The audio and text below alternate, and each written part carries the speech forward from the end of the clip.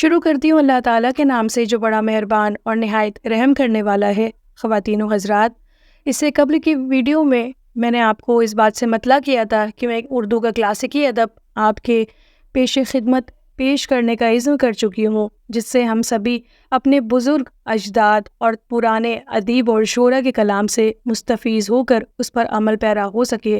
اسی کوشش کے تحت میں نے بہت پہلے آپ کے سامنے اس پر چغتائی کے افسانے، چوتھی کا جوڑا، ننھی کی رانی وغیرہ پیش کیا تھا، اور آج انہی کا ایک اور افسانہ لے کر آپ کی خدمت میں حاضر ہوئی ہوں، جس کا عنوان ہے بچھو پھوپھی۔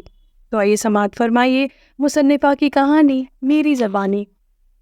جب پہلی بار میں نے انہیں دیکھا تو وہ رحمان بھائی کے پہلے منزلے کے کھڑکی میں بیٹھی لمبی لمبی گالیاں اور کوسنے دے رہی تھی۔ یہ کھڑکی ہمارے صحن میں کھلتی تھی اور قانوناً اسے بند رکھا جاتا تھا کیونکہ پردے والی بیویوں کا سامنا ہونے کا ڈر تھا۔ رحمان بھائی رنڈیوں کے ذمہ دار تھے۔ کوئی شادی، بیاہ، ختنہ، بسم اللہ کی رسم ہوتی، رحمان بھائی اونے پونے ان رنڈیوں کو بلا دیتے اور غریب کے گھر میں بھی وحیدہ جان، مشتری اور انوری کہرواں ناچ جاتی۔ مگر محلے ٹولے کی لڑکیاں بالیاں ان کی نظر میں اپنی سگی ماں بہنیں تھیں۔ ان کے چھوٹے بھائی بند اور گیندا آئے دن تاک جھانک کے سلسلے میں سر پھٹول کیا کرتے تھے۔ ویسے رحمان بھائی محلے کی نظروں میں کوئی اچھی حیثیت نہیں رکھتے تھے۔ انہوں نے اپنی بیوی کی زندگی ہی میں اپنی سالی سے جوڑ توڑ کر لیا تھا۔ اس کی تین سالی کا سوائے اس بہن کے اور کوئی مرا جیتا نہ تھا۔ بہن کے ہاں پڑی تھی، اس کے بچے پالتی تھی، بس دونوں دودھ پلانے کی کسر تھی، باقی سارا گوموت وہی کرتی تھی۔ اور پھر کسی نک چڑھی نے اسے بہن کے بچے منہ میں ایک دن چھاتی دیتے دیکھ لیا۔ بھانڈا پھوٹ گیا اور پتہ چلا کہ بچوں میں آدھے بالکل خالہ کی صورت پہ ہیں۔ گھر بھی رحمان کی دلہن چاہے بہن کی درگت بناتی ہو، کبھی پنجوں میں اقرار نہ کیا۔ یہی کہا کرتی تھی، جو کنواری کو کہے گا اس کے دیدے گھٹنوں کے آگے آئے گا۔ ہاں، بر کی تلاش میں ہمیشہ سوکھا کرتی تھی، پر اس کیڑے بھرے کباب کو بر کہاں جوڑتا۔ ایک آنکھ میں یہ بڑی کٹوری سی پھلی تھی، پیر بھی ایک ذرا چھوٹا تھا، کولہا دبا کر چلتی تھی۔ سارے محلے سے ایک عجیب طرح کا بائیکاٹ ہو چکا تھا۔ لوگ رحمان بھائی سے کام پڑتا تو دھونس جما کر کہہ دیتے، محلے میں رہنے کی اجازت دے رکھی تھی، یہی کیا کم عنایت تھی۔ رحمان بھائی اسی کو اپنی عزت افزائی سمجھتے تھے۔ یہی وجہ تھی کہ وہ ہمیشہ رحمان بھائی کے کھڑکی میں بیٹھ کر طول طویل گالیاں دیا کرتی تھی، کیونکہ باقی محلے کے لوگ ابا سے دبتے تھے، مجسٹریٹ سے کون بیر مول لے۔ اس دن پہلی دفعہ مجھے معلوم ہوا کہ ہماری اکلوتی سگی پھوپھی بادشاہی خانم ہے اور یہ لمبی لمبی گالیاں ہمارے خاندان کو دی جا رہی تھی۔ اماں کا چہرہ فخ تھا اور وہ اندر کمرے میں سہمی بیٹھی تھیں، جیسے بچھو پھوپھی کی آواز ان پر بجلی بن کر ٹوٹ پڑے گی۔ چھٹے 6 ماہے اسی طرح بادشاہی خانم رحمان بھائی کی کھڑکی میں بیٹھ کر ہنکارتی۔ ابا میاں ان سے ذرا سی آڑ لے کر مزے سے آرام کرسی پر دراز اخبار پڑھتے رہتے اور موقع محل پر کسی لڑکے والے کے ذریعے کوئی ایسی بات جواب میں کہہ دیتے کہ پھوپھی بادشاہی پھر شتابیاں چھوڑنے لگتی۔ ہم لوگ سب کھیل کود، پڑھنا لکھنا چھوڑ کر صحن میں گچھا بنا کر کھڑے ہو جاتے اور مڑ مڑ اپنی پیاری پھوپھی کے کوسنے سنا کرتے۔ جس کھڑکی میں وہ بیٹھتی تھی وہ ان کے طول طویل جسم سے لبالب بھری ہوئی تھی۔ ابا میاں سے اتنی ہم شکل تھی جیسے وہی مونچھیں اتار کر دوپٹہ اوڑھ کر بیٹھ گئے ہوں، اور باوجود کوسنے اور گالیاں سننے کے ہم لوگ بڑے اطمینان سے انہیں تکا کرتے تھے۔ 5.5 فٹ کا قد، 4 انگل چوڑی کلائی، شیر کا سا کلہ، سفید بگلا بال، بڑا سا دہانہ، بڑے بڑے دانت، بھاری سی ٹھوڑی، اور آواز تو ماشاء اللہ ابا میاں سے ایک سر اینچی ہوئی ہوگی، ایک سر نیچی ہی ہوگی۔ پھوپھی بادشاہی ہمیشہ سفید کپڑے پہنا کرتی تھی۔ جس دن پھوپھا مسعود علی نے مہترانی کے سنگ کلیلے کرنی شروع کی، پھوپھی نے بٹے سے ساری چوڑیاں چھنا چھن توڑ ڈالی، رنگا دوپٹہ اتار دیا، اور اس دن سے وہ انہیں مرحوم یا مرنے والا کہا کرتی تھی۔ مہترانی کو چھونے کے بعد انہوں نے وہ ہاتھ پیر اپنے جسم کو نہ لگنے دیے۔ یہ سانحہ خاصی جوانی میں ہوا تھا، اور جب سے وہ رنڈاپا جھیل رہی تھی، ہمارے پھوپھا ہماری اماں کے چچا بھی تھے۔ ویسے تو نہ جانے کیا گپلا تھا، میرے ابا میری اماں کے چچا لگتے تھے، اور شادی سے پہلے جب وہ چھوٹی سی تھیں تو میرے ابا کو دیکھ کر ان کا پیشاب نکل جاتا تھا، اور جب انہیں یہ معلوم ہوا کہ ان کی منگنی اس بھیانک دیو سے ہونے والی ہے تو انہوں نے اپنی دادی یعنی ابا کی پھوپھی کی پٹاری سے افیون چرا کر کھا لی تھی۔ افیون کچھ زیادہ نہیں تھی اور کچھ دن وہ لوٹ پوٹ کر اچھی ہو گئی۔ ان دنوں ابا علی گڑھ کالج میں پڑھتے تھے۔ ان کی بیماری کی خبر سن کر امتحان چھوڑ کر بھاگے۔ بڑی مشکل سے ہمارے نانا، جو ابا کے پھوپھی زاد بھائی بھی تھے اور بزرگ دوست بھی، انہوں نے سمجھا بجھا کر واپس امتحان دینے بھیجا تھا۔ جتنی دیر وہ رہے بھوکے پیاسے ٹہلتے رہے۔ ادھ کھلی آنکھوں سے میری اماں نے ان کا چوڑا چکلا سایہ پردے کے پیچھے بے قراری سے تڑپتے دیکھا۔ امراؤ بھائی اگر انہیں کچھ ہو گیا تو؟ دیو کی آواز لرز رہی تھی۔ نانا میاں خوب ہنسے۔ نہیں برادر، خاطر جمع رکھو، کچھ نہ ہوگا۔ اس وقت میری منی سی معصوم ماں ایک دم عورت بن گئی تھی۔ اس کے دل سے ایک دم دیوزاد انسان کا خوف نکل گیا تھا۔ جبھی تو میری پھوپھی بادشاہی کہتی تھی میری اماں جادوگرنی ہے، اور اس کا تو میرے بھائی سے شادی سے پہلے تعلق ہو کر پیٹ گرا تھا۔ میری اماں اپنے جوان بچوں کے سامنے جب یہ گالیاں سنتی تو ایسی بسور بسور کر روتی کہ ہمیں ان کی مار فراموش ہو جاتی اور پیار آنے لگتا، مگر یہ گالیاں سن کر ابا کی گمبھیر آنکھوں میں پریاں ناچنے لگتی۔ وہ بڑے پیار سے ننھے بھائی کے ذریعے کہلواتے، کیوں پھوپھی، آج کیا کھایا ہے؟ تیری میاں کا کلیجہ۔ اس بیتوکی جواب سے پھوپھی جل کر مرندہ ہو جاتی۔ ابا پھر جواب دلواتے، ارے پھوپھی، جب ہی منہ میں بواسیر ہو گئی ہے، جلاب لو جلاب۔ وہ میرے نوجوان بھائی کی مچمچاتی لاش پر کووں چیلوں کو دعوت دینے لگتی۔ ان کی دلہن کو جو نہ جانے بیچاری اس وقت کہاں بیٹھی اپنے خیالی دولہا کے عشق میں لرز رہی ہوگی، رنڈاپے کی دعائیں دیتی، اور میری اماں کانوں میں انگلیاں دے کر بتاتی، جل تو جلال تو، آئے بلا کو ٹال تو۔ پھر ابا اکساتے اور ننھے بھائی پوچھتے، پھوپھی بادشاہی، میترانی پھوپھی کا مزاج تو اچھا ہے، اور ہمیں ڈر لگتا کہ کہیں پھوپھی کھڑکی میں سے پھان نہ پڑے۔ ارے جاں سپولیے، میرے منہ نہ لگ، نہیں تو جوتی سے منہ مسل دوں گی۔ یہ بڈھا اندر بیٹھا کیا لونڈوں کو سکھا رہا ہے؟ مغل بچہ ہے تو سامنے آ کر بات کرے۔ رحمان بھائی، اے رحمان بھائی، اس بورانی کتیا کو سنکھیا کیوں نہیں کھلاتے؟ ابا کے سکھانے پر ننھے بھائی دوڑتے ہوئے بولتے، حالانکہ انہیں ڈرنے کی کوئی ضرورت تو نہ تھی، کیونکہ سب جانتے تھے کہ آواز ان کی ہے، مگر الفاظ ابا میاں کے ہیں، لہٰذا گناہ ننھے بھائی کی جان پر نہیں، مگر پھر بھی بالکل ابا کی شکل کی پھوپھی کی شان میں کچھ کہتے ہوئے انہیں پسینے آ جاتے تھے۔ کتنا زمین اور آسمان کا فرق تھا ہمارے ددیال اور ننیال والوں میں۔ ننیال حکیموں کی گلی میں تھی اور ددیال گاڑی وانوں کے کٹہرے میں۔ ننیال والے سلیم چشتی کے خاندان سے، جنہیں مغل بادشاہ نے مرشد کا مرتبہ دے کر نجات کا راستہ پہچانا، ہندوستان میں اسے بسے عرصہ گزر چکا تھا، رنگتیں سنولا چکی تھی، نقوش نرم پڑ چکے تھے، مزاج ٹھنڈے ہو گئے تھے۔ ددیال باہر سے سب سے آخری کھیپ میں آنے والوں میں سے تھی۔ ذہنی طور پر ابھی تک گھوڑوں پر سوار منزلیں مار رہے تھے، خون میں لاوا دہک رہا تھا، کھڑے کھڑے تلوار جیسے نقوش، لال فرنگیوں جیسے منہ، گریلوں جیسی قد و قامت، شیروں جیسی گرجدار آوازیں، شیطیر جیسے ہاتھ پاؤں، اور ننیال والے نازک ہاتھ پیروں والے، شاعرانہ طبیعت کی دھیمی آواز میں بولنے چالنے کے عادی، زیادہ تر حکیم، عالم اور مولوی تھے۔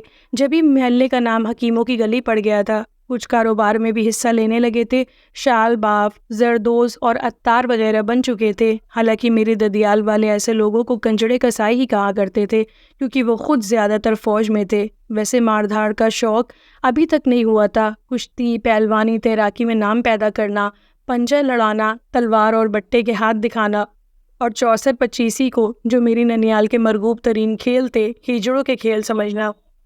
کہتے ہیں جب آتش فشاں پہاڑ پھٹتا ہے تو لاوا دادی کی گود میں اتر آتا ہے۔ شاید یہی وجہ تھا کہ میرے ددیال والے ننیال والوں کی طرف خود بخود کھنچ کر آ گئے۔ یہ میل کب اور کس نے شروع کیا، سب شجرے میں لکھا ہے، مگر مجھے ٹھیک سے یاد نہیں۔ میرے دادا ہندوستان میں پیدا نہیں ہوئے تھے، دادیاں بھی اسی خاندان سے تعلق رکھتی تھیں، مگر ایک چھوٹی سی بہن بن بیاہی تھی، نہ جانے کیوں وہ شیخوں میں بیاہ دی گئی۔ شاید میری اماں کے دادا نے میرے دادا پر کوئی جادو کر دیا تھا کہ انہوں نے اپنی بہن بقول پھوپھی بادشاہی کنجڑوں کسائیوں میں دے دی۔ اپنے مرحوم شوہر کو گالیاں دیتے وقت وہ ہمیشہ اپنے باپ کو قبر میں چین نہ ملنے کی بددعائیں دے دیا کرتیں، جنہوں نے خاندان کو مٹی پلیت کر دی۔ میری پھوپھی کے 3 بھائی تھے، میری تایا، میرے ابا میاں اور میرے چچا۔ بڑے 2 ان سے بڑے تھے اور چچا سب سے چھوٹے تھے۔ 3 بھائیوں کی ایک بہن ہمیشہ کی نخریلی اور تنک مزاج تھیں۔ وہ ہمیشہ تینوں پر رعب جماتی اور لاڈ کرواتی، بالکل لونڈوں کی طرح پلی۔ شہ سواری، تیر اندازی اور تلوار چلانے کی بھی خاصی مشق تھی۔ ویسے تو پھیل پھال کر ڈھیر معلوم ہوتی تھی، مگر پہلوانوں کی طرح سینہ تان کر چلتی تھی۔ سینہ تھا بھی 4 عورتوں جتنا۔ ابا مذاق میں اماں کو چھیڑا کرتے، بیگم بادشاہی سے کشتی لڑو گی؟ اوئی توبہ میری! عالم فاضل باپ کی بیٹی میری اماں کا کان پر ہاتھ دھر کر کہتی، مگر وہ ننھے بھائی سے فوراً پھوپھی کو چیلنج بھجواتے، پھوپھی ہماری اماں سے کشتی لڑو گی؟ ہاں ہاں، بلا اپنی اماں کو، آ جائے خم ٹھوک کر۔ ارے الو نہ بنا دوں تو مرزا کریم بیگ کی اولاد نہیں، باپ کا نطفہ ہے تو بلا ملا زادی کو۔ اور میری اماں اپنا لکھنؤ کا بڑے پائچوں کا پیجامہ سمیٹ کر کونے میں دبک جاتی۔ پھوپھی بادشاہی، دادا میاں گوار تھے نا، بڑے نانا جان انہیں آمد نامہ پڑھایا کرتے تھے۔ ہمارے پر نانا کے دادا جان نے کبھی دادا میاں کو کچھ پڑھا دیا ہوگا؟ ابا میاں چھیڑنے کو بات توڑ مروڑ کر کہلواتے، ارے وہ استنجے کا ڈھیلا کیا میرے باوا کو پڑھاتا؟ مجاور کہیں کا ہمارے ٹکڑوں پر پلتا تھا۔ یہ سلیم چشتی اور اکبر بادشاہ کے رشتے سے حساب لگایا جاتا۔ ہم لوگ یعنی جو وہ چغتائی اکبر بادشاہ کے خاندان سے تھے جنہوں نے میری ننیال کے سلیم چشتی کو پیر و مرشد کہا تھا، مگر پھوپھی کہتی خاک پیر و مرشد کی دم، مجاور تھے مجاور۔ 3 بھائی تھے مگر تینوں سے لڑائی ہو چکی تھی اور وہ غصہ ہوتی تو تینوں کی دھجیاں بکھیر دیتی۔ بڑے بھائی بڑے اللہ والے تھے، انہیں حقارت سے فقیر اور بھک منگا کہتی۔ ہمارے ابا گورنمنٹ سروس میں تھے، انہیں غدار اور انگریزوں کے غلام کہتی، کیونکہ مغل شاہی انگریزوں نے ختم کر ڈالی، ورنہ آج مرحوم پتلی دال کے کھانے والے جولائے یعنی میرے پھوپھا کے بجائے وہ لال قلعے میں زیب النساء کی طرح عرق گلاب میں غسل فرما کر کسی ملک کے شہنشاہ کی ملکہ بنی بیٹھی ہوتی۔ تیسرے یعنی بڑے چچا 10 نمبر کے بدماشوں میں تھے اور سپاہی ڈرتا ڈرتا مجسٹریٹ بھائی کے گھر ان کی حاضری لینے آیا کرتا تھا۔ انہوں نے کئی قتل کیے تھے، ڈاکے ڈالے تھے، شراب اور انڈی بازی میں اپنی مثال آپ تھے۔ وہ انہیں ڈاکو کو کہا کرتی تھیں، جو ان کے کیریئر کو دیکھتے ہوئے قطعی پھسپھسا لفظ تھا، مگر جب وہ اپنے مرحوم شوہر سے غصہ ہوتی تو کہا کرتی منہ جلے نگوڑی نہاٹی نہیں ہو۔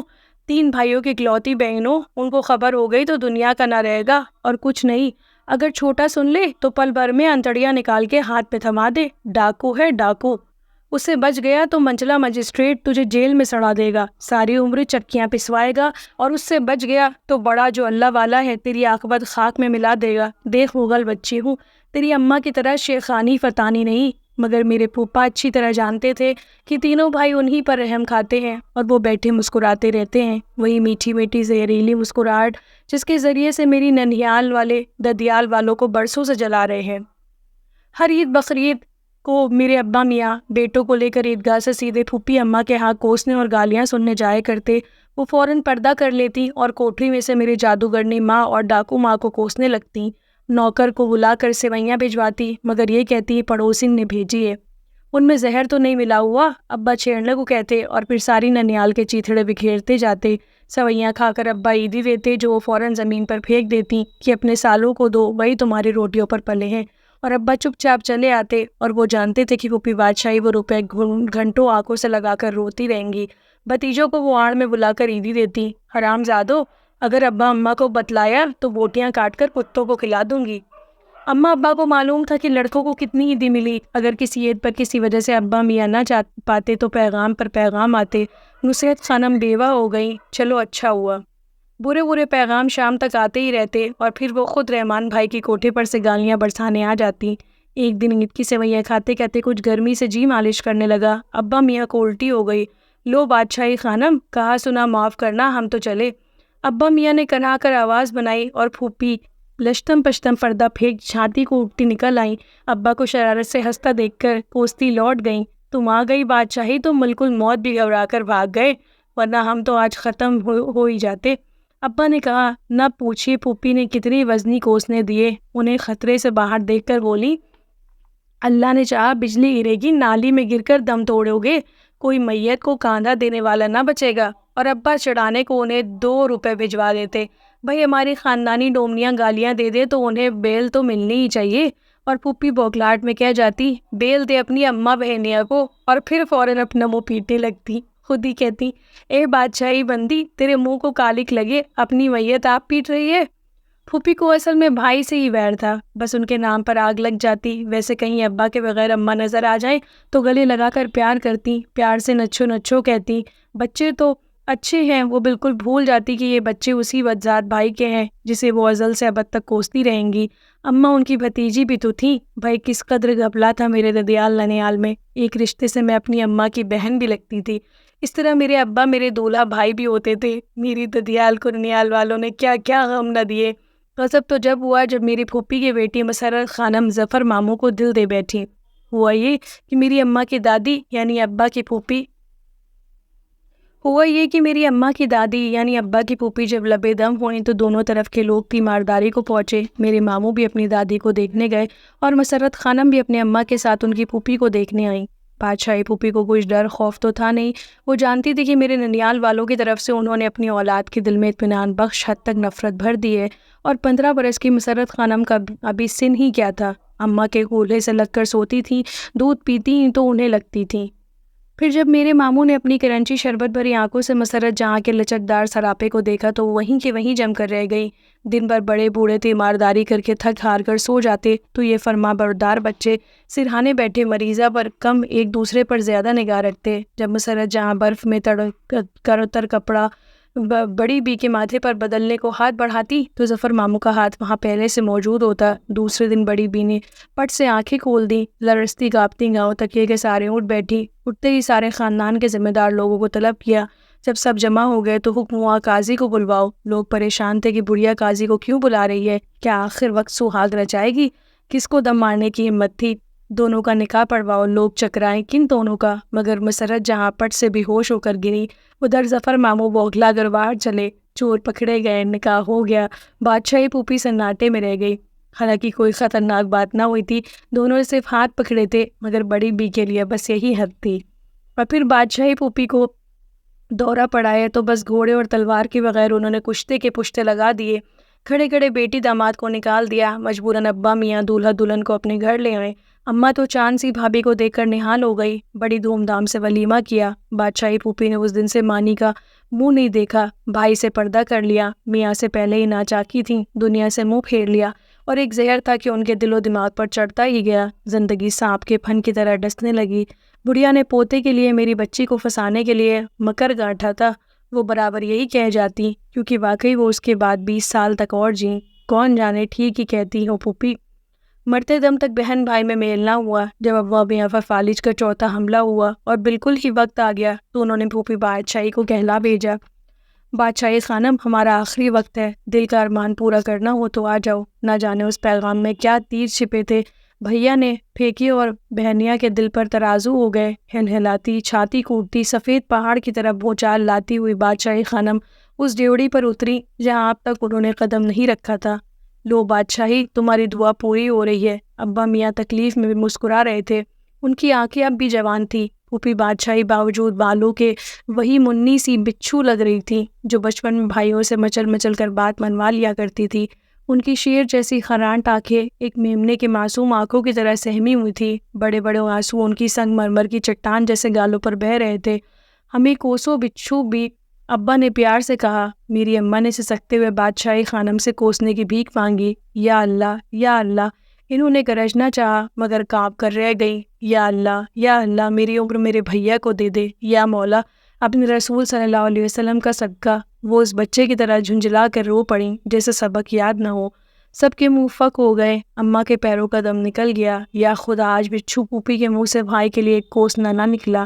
صرف ابا میاں مسکرا رہے تھے جیسے ان کے کوسنے سن کر مسکرا دیا کرتے تھے۔ سچ ہے، بہن کے کوسنے بھائی کو نہیں لگتے، وہ ماں کے دودھ میں ڈوبے ہوئے ہوتے ہیں۔ بہت شکریہ، جلد ملتے ہیں ایک نئی کہانی کے ساتھ۔ تب تک کے لیے سنتے رہیے، خوش رہیے، پیار بانٹیے۔